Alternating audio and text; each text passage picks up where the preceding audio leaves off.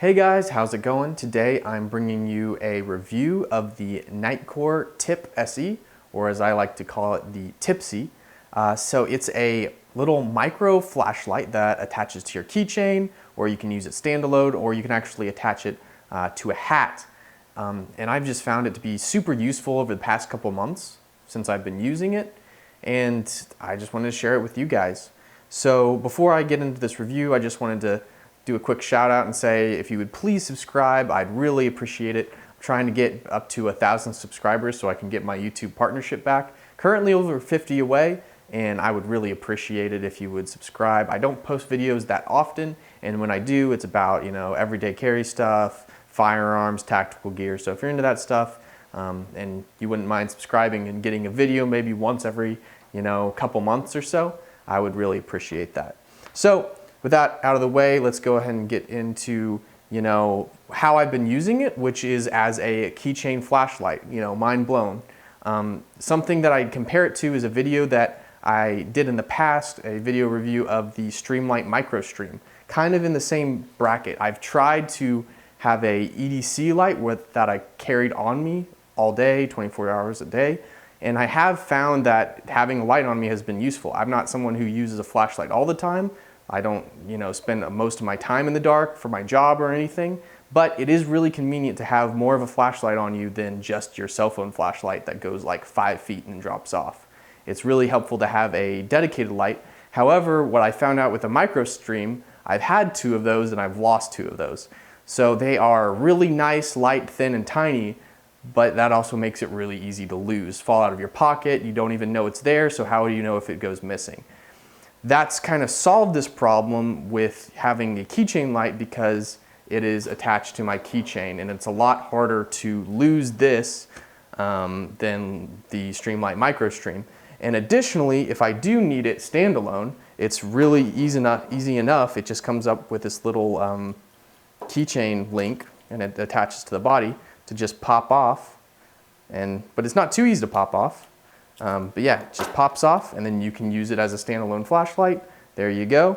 And it also comes with this hat clip that allows you to clip it to your hat. It works pretty well in that way. It's a lot similar to the MicroStream in that way. But yeah, it's been an outstanding little flashlight, very convenient, and I've never found it, lacking. It has a lot of great features, which I'll go over later.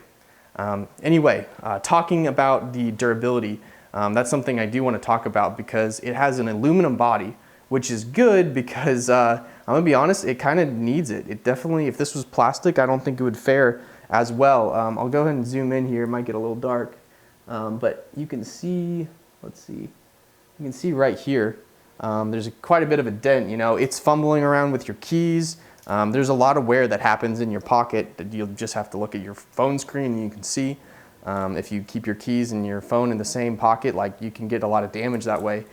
Flashlight is no different. So it's a good thing this body is made out of aluminum. It's taken, at least one hit right there, kept on chugging. So I'd say the durability is decent. I haven't had this for a huge amount of time, so maybe that might change later, but for now it's doing okay.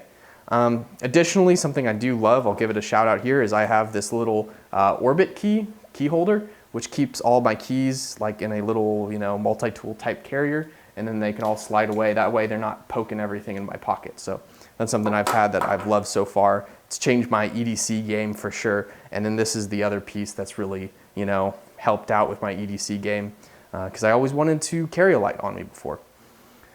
So after talking about the durability, I'll go ahead and move into the brightness comparison. I'll roll in some footage. It's kind of misleading when you hear and look at flashlights online because you're like, oh, this, lumen's that. This thing is advertised as 700 lumens.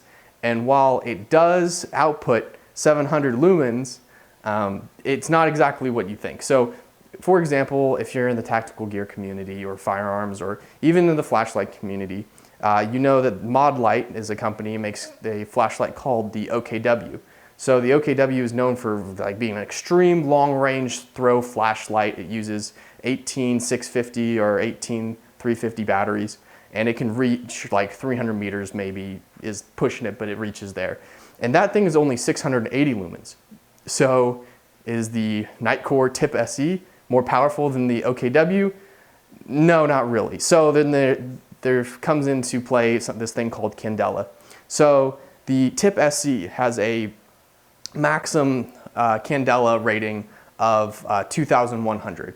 So that's definitely not bad. And as you can see in the comparison, it can reach to the 100 feet was the longest range I had access to right now. So that's what I filmed, the max range at this of the comparison. But it can, especially on the turbo mode, it can really reach 100 feet pretty well. I'll go over the different modes right now. So the 3 different modes is, and you can access the lowest mode. You have these 2 little buttons right here. So you hold down the lower button, the power button, and it will auto go to the lowest setting if you hold it down. If you don't hold it down and just tap it on, then it'll go to the last setting you had on, so it has a memory. So there, it's at 1 lumen. If you hit the top button above that once it's already on, it'll go to the second mode, which is 30 lumens, decently bright. I don't find myself using this mode a lot. And then finally, if you press it again, it'll go to 180 lumens, which is what I found myself using most of the time.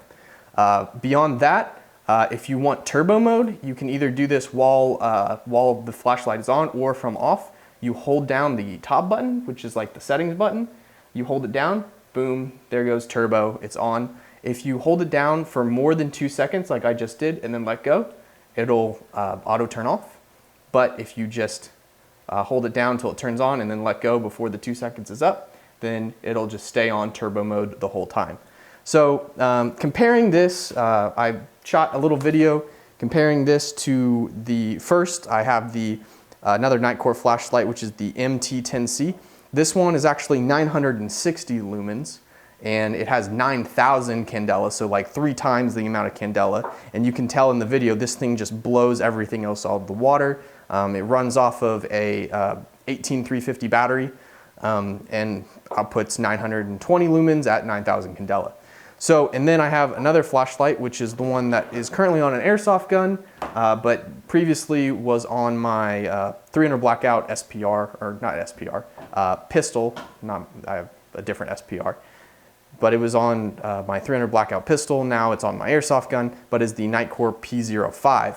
This one is the one that I show in the middle between these two. So first I go from the MT10C, then to the Nitecore P05. And that one has a lumen count of 460, candela of 5,650. So about twice the candela of the Nitecore Tip SE. So the video is going to play for you. I'm sure you can, make your own conclusions. It is really, honestly, a very powerful flashlight in a very tiny package. So if that's what you're looking for, look no further. One thing I will say about, the whole turbo mode is be careful with it, because it does get very hot. It can only turbo for a short amount of time. Honestly, it's longer than I would ever need. I don't really keep it on for long periods of time, especially on turbo. So I don't have to worry about it, but it does get hot. So one thing I will say is that I've accidentally activated these buttons, and you can see how these buttons are exposed. I've activated my pants, and it does happen often. And one time I hit the turbo button and I felt like a burning sensation, because this thing puts out a lot of heat. Not necessarily on the device, but just the light itself. It'll burn you if you hold your hand there for too long. So that's something to be careful of. But this flashlight does have a pretty cool mode, which is it comes in demo mode when you first get it. And that means that whenever you turn on the light, so there, I'll just leave it on, after 30 seconds, it'll auto shut off.